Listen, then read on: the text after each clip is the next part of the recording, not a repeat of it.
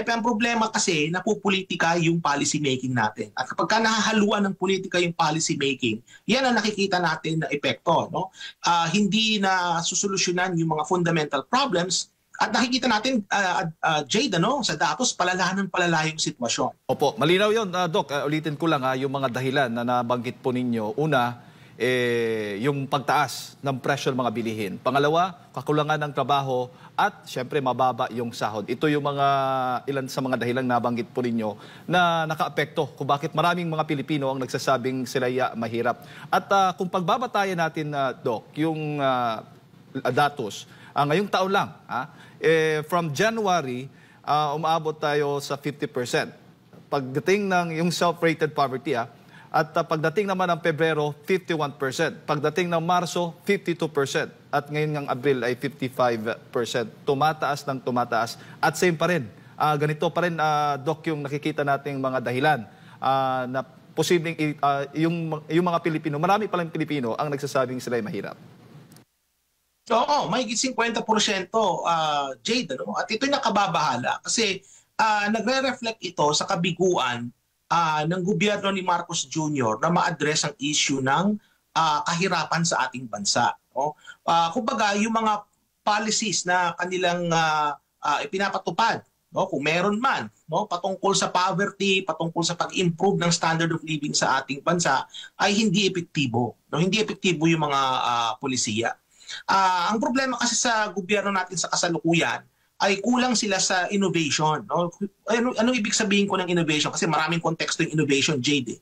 Ang ibig sabihin dito sa innovation is yung mga polisiya sana na kakaiba, na out of the box, na makaka-contribute sana sa pagsasawata ng kahirapan sa ating bansa. Ang nakikita kasi natin, in terms of sa policies ni Marcos Jr., puro mga temporary solutions lang ito nakikita natin. O hindi nila ina-address yung pinaka-root cause ng problema. Kumbaga sa may sakit, Jade, ang kanilang treatment na palagi is palliative lang. Pag sinabing palliative, kumbaga hindi talaga nila ina-address yung pinanggagalingan ng sakit. Kumbaga puro parang pain reliever lang yung binibigay para hindi natin maramdaman yung sakit. Pero yung pinaka-sanhi kung bakit may sakit, inandun pa rin. Opo. So yun yung nagiging problema sa ating mga pulisiya. No? Kaya makikita natin na ang magiging epekto nito para mga kababayan is over the long term, magiging mas malala ang sitwasyon sa ating bansa kasi hindi na-address sa kasalukuyan yung fundamental problems. No? Puro kasi palliative lang, puro stopgap at temporary solutions ang ginagawa ng gobyerno sa kasalukuyan, which is nakakalungkot. Kasi nga, alam nyo, yung ating gobyerno, they're not in short supply of brilliant economists and brilliant policy makers. May mga magagaling dyan. Ang problema kasi, napupolitika yung policy making natin. At kapag nahahaluan ng politika yung policy making, yan ang nakikita natin na epekto. No? Hindi na susolusyonan yung mga fundamental problems. At nakikita natin, Jade, sa datos, palala yung sitwasyon. Nakababahala ito, no? As we're going towards an election, no? Magkakaroon tayo ng impeachment proceedings sa darating na Hulyo, magkakaroon ng political uncertainty sa ating bansa. Actually, ngayon pa lang, uncertain na. Yan ay lalo pang makakadagdag, no? sa epekto niyan sa ating ekonomiya, Jay. Opo, sa datos nga ng SWS, Doc, lumalabas na 70% ng mga Pilipino mula sa Mindanao na nagsasabing sila ay mahirap. 67% naman ay mula sa Visayas. 45% dito sa Metro Manila at sa Balance Luzon ay 44%. Dapat hubang mas tutukan pa ng gobyerno yung sa Mindanao? Hindi lamang dito sa Visayas. Iugnay ko na lang din. Yung pinatupad bago lang, ipatutupad pa. Ito daw 20 pesos per kilo na bigas na inaasahang ipatutupad dyan sa Visayas. Dapat ding mas ipatupad dito sa Mindanao dahil mas marami yung mga Pilipinong nagsasabing sila mahirap dyan. Yan yung napabanggit ko kanina, Jade, yung kawalan ng innovative solutions ng ating gobyerno. Halimbawa sa kaso nga nitong 20 pesos na bigas, yan hindi totoong presyo talaga ng bigas. Yan is subsidized price, Jade. Yan ay, kung pagbabatayan kasi natin ang market price ng bigas nasa mahigit 35 pesos. Mga 32, mahigit 32 pesos actually ang presyuhan niyan. Kung ibababa nila yan ng 20 pesos, hindi yan yung totoong market price. No? Kaya yung sinasabi nilang 20 pesos na presyo ng bigas, Yan ay kahibangan kasi hindi ito yung totoong presyo na makikita natin sa merkado. Yan ay subsidized price. Dapat malinaw po tayo dyan. Kasi ang nangyayari is nagagamit ito sa pamumulitika, which is ginagamit na nga, no?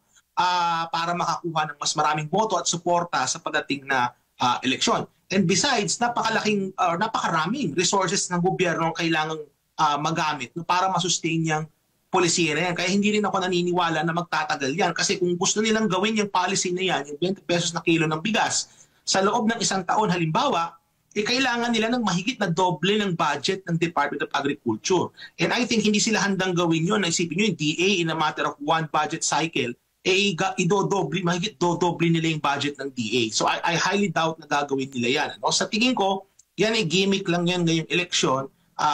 Yan hindi magtatagal, baka isang buwan lang yan, wala na yan. Wala na sa news cycle yan, hindi na natin mababalitaan kung ano na nangyari dun sa 20 pesos na kilo ng bigas na yan. Ano? Kasi nga, very obvious na ginagamit ito sa pamumulitika kasi tayo ay mag-i-eleksyon na. No? Doon naman sa kaso ng Mindanao, Jade, is kung sa totoo lang, kung ako kina Marcos Jr., kailangan nila talagang tingnan ng mabuti yung Mindanao kasi dyan sila pinakamahina politically. Kung gagamitin mo rin naman yung politics as an explanation, dapat mag-implement sila dyan ng mga polisiya para ma-improve talaga yung buhay ng mga taga Mindanao. Nasimulan na yan nung panahon ni dating Pangulong Duterte. No? Pero nakita natin na, again, it's because of politics, may mga project dyan sa Mindanao na defund as a result of bad policy and bad politics. At nakita natin yung epekto ng neglect ng national government sa Mindanao based on, hindi lang dyan sa datos na yan, Jade, yung self-rated poverty. Kung titingnan mo yung talagang poverty figures sa ating bansa, yung talagang nire-release ng PSA, ang pinakamataas na rates of poverty, makikita natin sa Mindanao. Diyan yung pinakamataas niya. Yung food price inflation, yung mga matataas na rates of food price inflation, makikita natin yan sa BARM. Makikita natin yan sa mga ibang rehiyon ng Mindanao. Yung mga metrics na ginagamit natin in terms of standard of living, yung mga pinaka-worst na economic outcomes and standard of living, makikita natin dyan sa mga communities na dyan sa Mindanao. Kaya ang kinakailangan talagang gawin ng ating gobyerno is hindi lang sila dapat tumutok sa NCR in terms of economic development. Dapat magkaroon tayo talaga ng matinong regional development policy. At dyan na nga papasok yung federalismo na hindi na matuloy-tuloy. Sa palagay ko, yung federalismo, pag yan nangyari, makakatulong talaga yan sa pagpaunlad ng ekonomiya at standard of living ng ating mga kababayan na nasa Mindanao.